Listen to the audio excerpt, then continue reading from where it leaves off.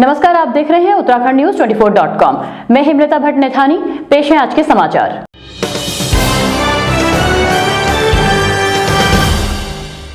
देहरादून में बच्चों से भरी स्कूल बस दुर्घटनाग्रस्त, 12 साल की छात्रा की मौत, कई घायल। उत्तराखंड के विकासनगर में आज सुबह हुआ एक दर्दनाक हादसा। स्कूल बस के पेड़ से टकराने के कारण 2 बच्चों की मौत हो गई, जबकि कई बच्चों के घायल होने की जानकारी मिली है। दुर्घटना के तुरंत बाद पुलिस ने घटनास्थल पर पहुंचकर बचाव कार्य शुरू कर दिया।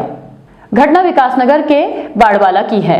विकासनगर कोतवाली क्षेत्र अंतर्गत बाड़वाला के एक निजी स्कूल के बच्चों को लेकर जा रही बस अचानक पेड़ से टकरा गई। दुर्घटना में एक छात्रा की मौत हो गई। पुलिस से मिली जानकारी के अनुसार बाड़वाला स्थित एक प्राइवेट स्कूल की बस सुबह डाकपत्थर से बच्चों को लेकर जा रही थी।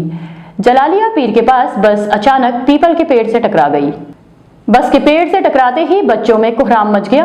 दुर्घटना में स्कूल की 12 वर्षीय छात्रा सृष्टि की मौके पर ही मौत हो गई, जबकि एक अन्य छात्र नितेश नेगी गंभीर रूप से घायल हो गया। कुछ छात्रों को हल्की चोटें आई हैं। इधर डाकपत्थर चौकी इंचार्ज जयवीर सिंह ने बताया कि शव का पंचनामा और पोस्टमार्टम कर परिजनों को सौंप दिया जाएगा। घटना को लेकर ग्रामीणों में रोष व्याप्त है। वन विभाग के चेकपोस्ट बैरियर के पास सामने से आ रहे एक वाहन को बचाने के लिए बस चालक ने बस को सड़क के किनारे की ओर किया। इस दौरान बस का ऊपरी हिस्सा सड़क किनारे खड़े पेड़ की टहनी से टकरा गया, जिसके चलते बस के सामने का हिस्सा व्यापक स्तर पर क्षतिग्रस्त हो गया। दुर्घटना के बाद मची चीख पुकार सुनकर मौके पर पहुंचे ग्रामीणों ने घायल बच्चों को अस्पताल पहुंचाया, जहां चिकित्सकों ने ग्राम नेटवाड़ निवासी सृष्टि चौहान पुत्री पदम सिंह चौहान को मृत घोषित कर दिया। कुमाऊं रेजिमेंट के जवानों का है वायरल वीडियो, पुलिस का बड़ा खुलासा। उत्तराखंड विधानसभा चुनाव के बाद वायरल हुए बैलेट पेपर वीडियो का मामला शांत होने का नाम नहीं ले रहा है। हर दिन इस वीडियो को लेकर कुछ न कुछ ऐसा अपडेट जरूर आ जाता है, जिससे ये मामला फिर कोई नया मोड़ ले लेता है। नई जानकारी के अनुसार पोस्टल बैलेट वीडियो के मामले में उत्तराखंड पुलिस ने रविवार को कुमाऊं रेजिमेंट के 5 कर्मियों की पहचान की है। पुलिस का दावा है कि सेना की यूनिट में पोस्टल बैलेट के साथ छेड़छाड़ करने में कुमाऊं रेजिमेंट से 5 जवान शामिल हैं। पुलिस ने 5 जवानों की पहचान की है और उन्हें बुलाया है। पूरी घटना पिथौरागढ़ जिले के डीडीहाट से संबंधित बताई जा रही है। पिथौरागढ़ के एसपी का कहना है कि वीडियो क्लिप में 5 में से 4 जवान दिखाई दे रहे हैं। सभी जवानों को 1 सप्ताह के भीतर पुलिस के सामने पेश होने को कहा गया है। उन्होंने कहा, अगर मतपत्र खराब होता है तो उनके खिलाफ कार्रवाई की जाएगी, नहीं तो उसे जब्त कर लिया जाएगा। अध्यक्ष जेपी नड्डा से मिले पूर्व मुख्यमंत्री रमेश पोखरियाल निशंक। आधे घंटे से ज्यादा हुई दोनों की बातचीत। मुख्य फोकस रहा उत्तराखंड चुनाव। पूर्व मुख्यमंत्री रमेश पोखरियाल निशंक ने बीजेपी के राष्ट्रीय अध्यक्ष जेपी नड्डा से मुलाकात की। लगभग आधे घंटे चली इस मुलाकात में उत्तराखंड की राजनीति से जुड़े तमाम मसलों पर राष्ट्रीय अध्यक्ष नड्डा ने रमेश पोखरियाल निशंक से पूरी रिपोर्ट मांगी। वहीं भविष्य की रणनीतियों को लेकर भी चर्चा की। उत्तराखंड में चुनावी पार्टियों के बीच चल रहे भीतरघात को लेकर भी जो बातें सामने आई हैं, उसमें भी राष्ट्रीय अध्यक्ष जेपी नड्डा ने रमेश पोखरियाल निशंक से पूरी रिपोर्ट ली।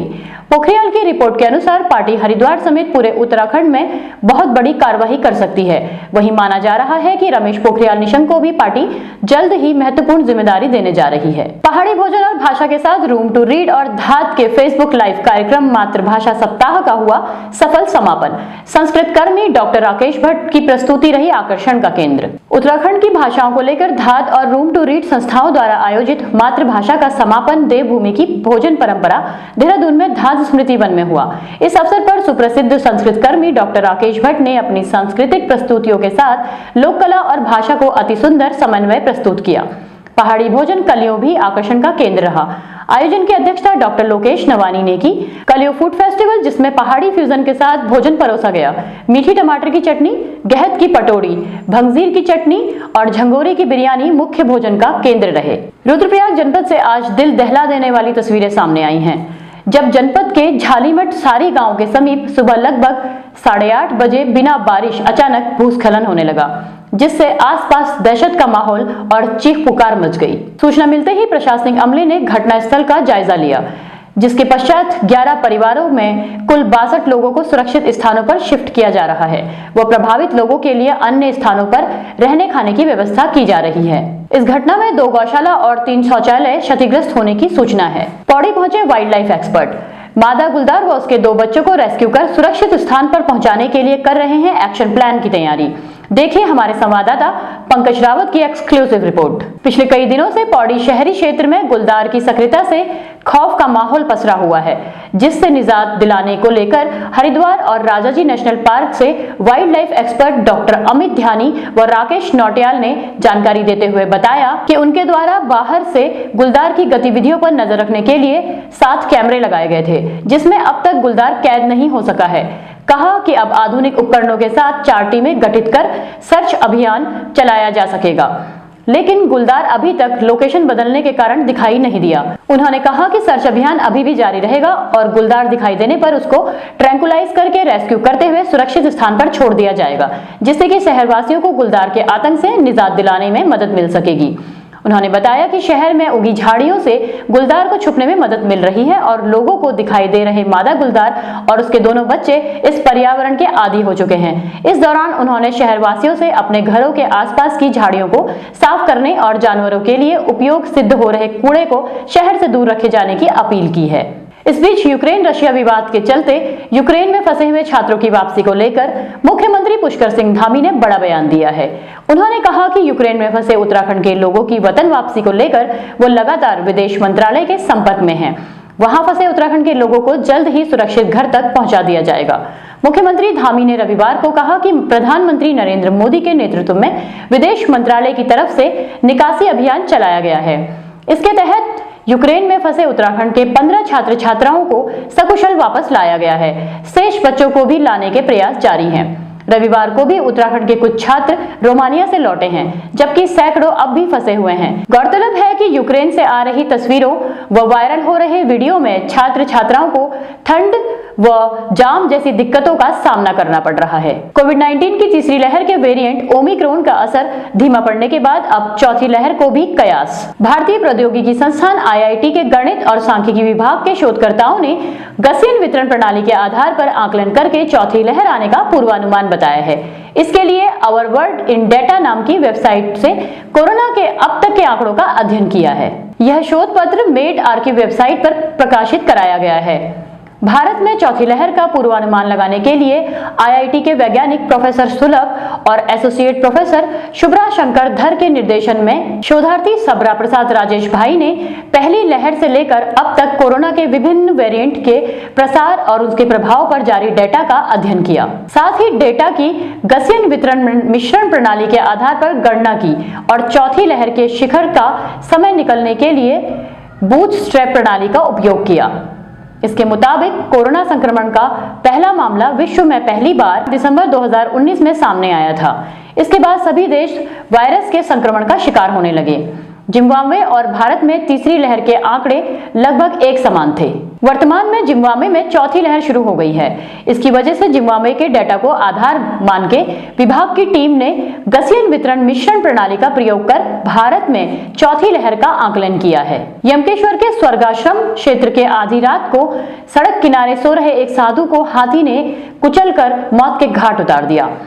साथ ही 2 साधुओं ने किसी तरह भागकर अपनी जान बचाई है। पुलिस ने साधु का शव कब्जे में लेकर पोस्टमार्टम के लिए भेज दिया है। वहीं क्षेत्र में हाथी की धमक से क्षेत्रवासी दहशत में हैं। हाथी ने गंगा लाइन के पास सो रहे फक्कड़ मदन दास निवासी कुरुक्षेत्र हरियाणा पर अचानक हमला बोलते हुए उसे पैरों से कुचलकर मार डाला। पुलिस ने मृतक के शव को पोस्टमार्टम के लिए एम्स ऋषिकेश भेज दिया है। वहीं घायल का अस्पताल में भर्ती कराया गया है, जहां उसका इलाज चल रहा है। इसके अलावा हरिद्वार रेलवे स्टेशन पर भी हाथी की चहलकदमी की सूचना मिली है। रणजी ट्रॉफी 2022 में उत्तराखंड की टीम ने राजस्थान के साथ हुए मुकाबले में दर्ज की बड़ी जीत। उत्तराखंड ने अपनी दूसरी पारी में 246 रन बनाकर राजस्थान को जीत के लिए 455 रन का बड़ा लक्ष्य दिया था, जिसके जवाब में राजस्थान की टीम 155 रन बनाकर आउट हो गई और उत्तराखंड ने 299 रनों से जीत हासिल की। इससे पहले मयंक मिश्रा की घातक फिरकी गेंदबाजी के चलते उत्तराखंड ने राजस्थान को अपनी पहली पारी में 129 रन पर समेट दिया था। उत्तराखंड ने अपनी दूसरी पारी में कप्तान जय बिष्टा ने 85 गेंदों में 88 रन और दीक्षांशु नेगी ने नाबाद 52 रन की अर्धशतकीय पारी के दम पर 7 विकेट के नुकसान पर 246 रन बनाकर पारी घोषित कर दिया। मयंक मिश्रा उनकी शानदार गेंदबाजी के चलते मैन ऑफ द मैच घोषित किए गए। प्रदेश में फिर बदलेगा मौसम, 1 मार्च से बारिश बर्फबारी का अलर्ट। मौसम विभाग ने प्रदेश में 1, 2 और 3 मार्च में एक बार फिर बारिश और बर्फबारी होने की संभावना जताई है। मौसम विभाग के मुताबिक उत्तरकाशी, चमोली, पिथौरागढ़ जिलों में बहुत हल्की सी बारिश हो सकती है। वहीं ऊंचे स्थानों में बर्फबारी होने की संभावना है। प्रदेश में 1 मार्च से गढ़वाल और कुमाऊं में पर्वतीय जिलों में कहीं-कहीं मौसम खराब रहने की संभावना जताई जा रही है। वहीं 28 फरवरी की शाम के बाद एक और पश्चिम विक्षोभ में सक्रिय रहने की संभावना है। सोमवार को दून में मौसम साफ रहने से लेकर आंशिक रूप से बादल छाने का अनुमान है। दून में रविवार को अधिकतम तापमान 24.9 डिग्री सेल्सियस रहा, जो सामान्य से 1 डिग्री अधिक, और न्यूनतम तापमान 9.1 डिग्री सेल्सियस रहा, जो सामान्य से 1 डिग्री कम रहा। दून में रविवार को मौसम बेहद खुशनुमा रहा, लेकिन 2 मार्च के बाद दून में भी मौसम खराब रहने की संभावना है। अधिकतम तापमान 26 और न्यूनतम तापमान 9 डिग्री सेल्सियस रहेगा। ये थे आज के मुख्य समाचार। आप जुड़े रहिए उत्तराखंड News 24.com के साथ। जय हिंद, जय उत्तराखंड।